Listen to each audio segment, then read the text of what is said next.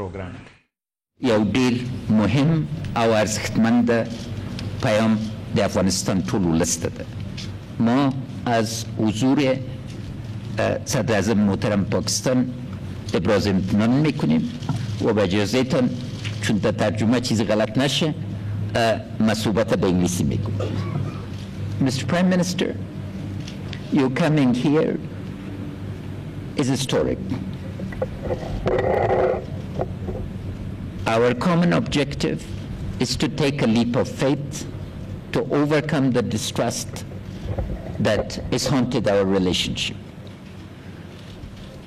We've come to an understanding that a shared vision regarding cooperation is not only essential for relations between Pakistan and Afghanistan, but a harbinger of regional cooperation, connectivity. Our common focus, and what inspires us both, is poverty eradication, empowerment of citizens of our countries within the frameworks of our Islamic constitutions, the Islamic Republic of Pakistan, the Islamic Republic of Afghanistan. Respect for our Prophet, peace be upon him, is in the blood and mind of every Muslim, and as I brought to your attention, over 1,000 years review of literature in our history shows nothing but respect. There is not a single joke that you can find, because the Prophet's life and his tradition, his seerah, embodies the perfect Muslim's behavior, and as a guide to all of us, I'd like to thank you and assure you of our cooperation in making sure that our Occidental counterparts understand that positive freedom and negative freedom need to be differentiated. Negative freedom is a freedom, the exercise of which hurts other people. And the place of our Prophet in our Islamic belief, culture, and civilization is such that respect for the Prophet is respect for the entire Muslim world. Mr. Prime Minister, you come with a series of very important messages that you yourself will articulate, but fundamental to this is that violence is not an answer. A comprehensive political settlement for an enduring peace within the framework of our values, our constitution, in the Islamic Republic is the way to the future. Within this, we can move forward, and a comprehensive, at the request of the Afghan people, is for a comprehensive ceasefire as soon as that would be feasible. All of us need to understand that resort to violence, the region is shown, and you're convinced from your personal experience, is not an answer. Embracing a constructive politics, a politics of engagement, an inclusive politics is the way to the future. Practically, we've agreed to form committees to deal with key topics to make sure that the foundation for trust that has been established with your trip today becomes an enduring process. And I would also like to inform the media that it would, within a short period, I would be honored to accept your invitation to visit the Islamic Republic of Pakistan. Thank you for coming, and thanks to all your colleagues for their very productive and constructive engagement. Mr. Prime Minister. Bismillah ar-Rahman ar-Rahim. Iyaka na'budu wa iyaka nasta'in. President Ghani, first of all, thank you for your invitation to visit Kabul.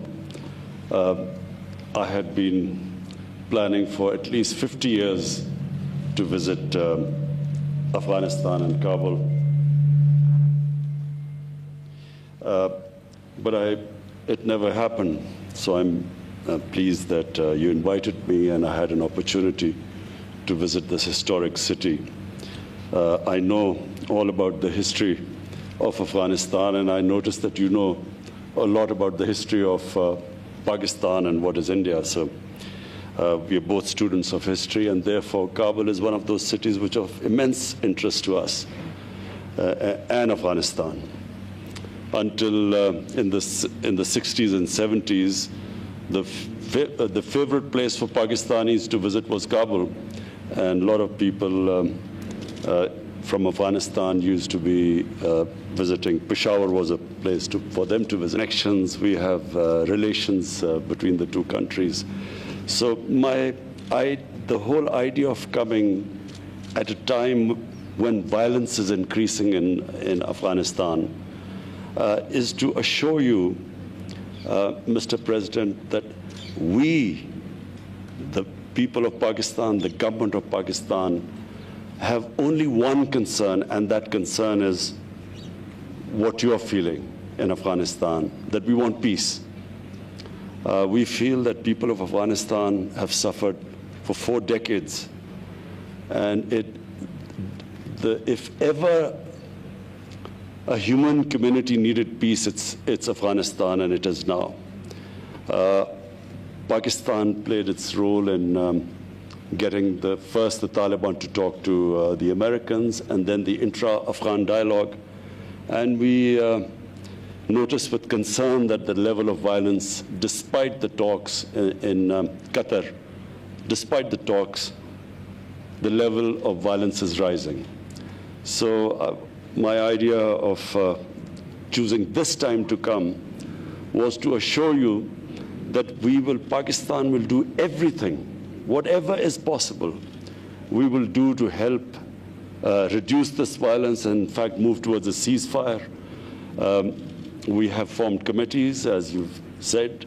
The idea of committees is to ensure that there's communication between us, between our security agencies.